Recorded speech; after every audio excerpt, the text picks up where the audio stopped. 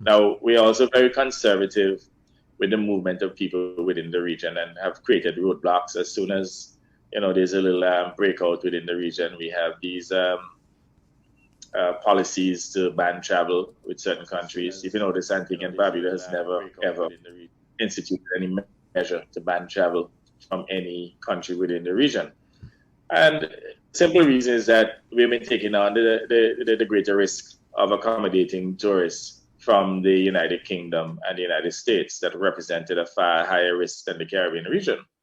So we saw that to have been an inconsistent decision to make, to be banning, regional countries that may have a little spike in COVID, while at the same time accommodating, tourists from other countries with a higher risk. I mean, the issue for us is whether or not you're coming back here to live within the domestic community or if you're going to buy a secured space.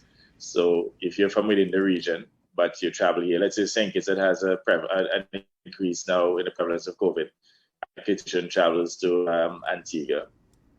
We'd want to make sure that if the person is not staying in a biosecure space, one of those approved hotels, in which, generally speaking, the protocols will help to control the spread, that person is going into the community to live, then that person has to be quarantined for the 14 days.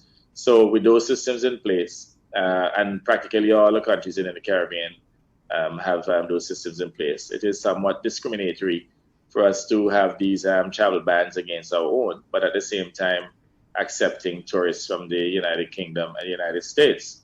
So in essence, for Antigua and Barbuda, we don't need any regional travel bubble per se, because you can fly in and out of Antigua and Barbuda.